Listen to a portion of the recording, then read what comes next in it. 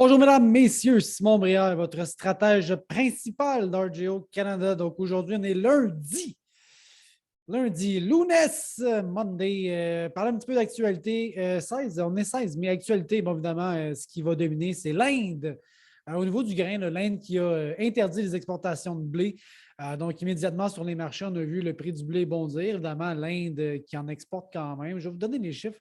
Ça veut dire qu'il y aurait moins de blé de disponible, donc un petit peu moins d'offres, le prix augmente. OK, c'est la logique.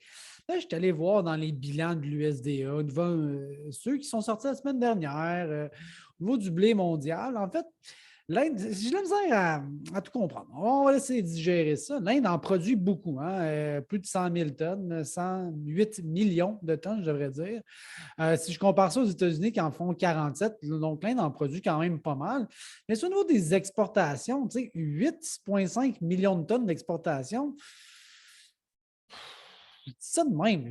C'était même pas tant que ça. Je veux dire, au Canada, c'est 24, puis on n'a pas une bonne année. Argentine, l'Union européenne, 150.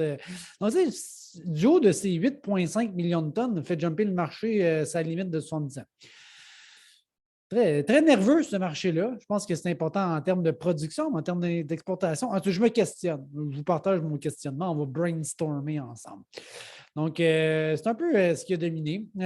L'élastique, jusqu'où on va pousser la machine? Moi, j'ai grandi avec The Price is Right avec Bob Barker. Et puis là, il y en avait un petit jeu qui disait là, bon, ben, combien tu mises pour telle affaire? Puis là, ben, si tu ne l'avais pas ou tu misais trop cher, ça montait. Puis là, ça fait puis à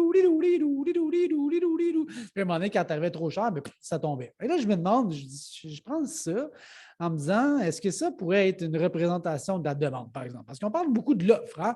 L'offre de blé, l'offre de maïs, les inventaires sont serrés, tout ça, c'est des niveaux de l'offre. OK? Techniquement, quand l'offre elle est plus faible, donc elle se déplace ici vers la gauche, et que j'ai le même niveau de demande qu'elle demeure stable, on voit que l'équilibre de prix ici, il est plus élevé. Hein? C'est un peu ça que j'essaie de dire actuellement. Et là, si je reprends cette technique-là, on dit, bon, mais c'est quoi l'offre? En fait, l'offre, elle est plus petite. Ça, je pense que c'est assez bien intégré dans le maïs, dans le grain, dans la plupart des matières premières, le diesel, l'essence, la gasoline. Chose qu'on a un petit peu de misère en ce moment, je pense, à faire des projections. C'est quoi la demande aujourd'hui ou dans 3 mois, 6 mois, 1 an? Ça va être quoi la demande pour ces produits-là? C'est quoi la demande pour du maïs à 8 piastres? Hein? Moi, je me questionne beaucoup là-dessus, par exemple. Est-ce que ça se peut qu'économiquement, la demande soit plus faible ou la demande va juste grandir? Enfin, je me pose la question parce qu'on a de l'inflation qui est extrêmement élevée, 6,7 au Canada. On va avoir une mise à jour mercredi. Le prix de l'essence, je donne l'actualité que je pogne ça à la presse. Le litre d'essence à 2,15 piastres. Là, je regardais, par exemple, la découpe de porc, la découpe, les longes, le bacon, le jambon, etc. La carcasse, elle, là, depuis le mois de février, là, ne progresse pas. Donc, ça, c'est une indication que pour moi, les gens, les consommateurs, payer de plus en plus cher commence à remettre en question. J'ai vu des steaks à 25$, puis ce pas des beaux steaks à l'épicerie. Qui c'est qui font? Qui c'est qui achète ça? C'est moi qui est trop basique? Je ne sais pas.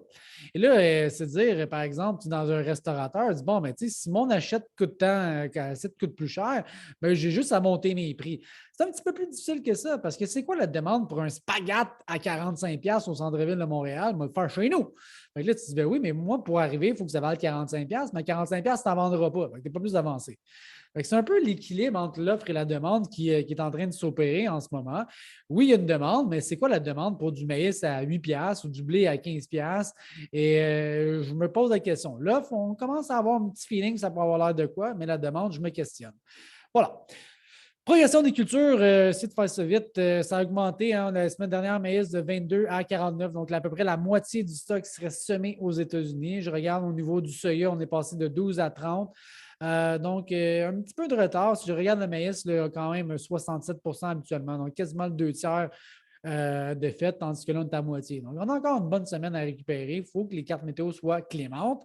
Le blé, au niveau du blé d'hiver, là, ça ne s'améliore pas. Ça a même baissé. On est rendu à 27 de bonne, d'excellente qualité. C'est des piochons. Ça ne va pas bien. OK? Et là, ben, pour finir, les peanuts, au moins, ça va bien. 47 en moyenne 45. Fait que des peanuts and Cracker Jack au game de baseball cet été, devrait en avoir.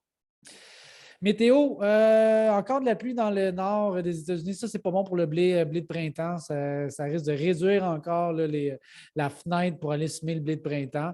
Et eux qui en ont déjà reçu une trolley de pluie, les champs sont inondés. Ça ne s'améliorera pas cette semaine. La météo relativement froid et pluvieux. Donc, ce n'est pas idéal, je dirais, a priori. Voilà. Donc, voici pour aujourd'hui. J'espère que ce n'est pas trop long. OK, bye.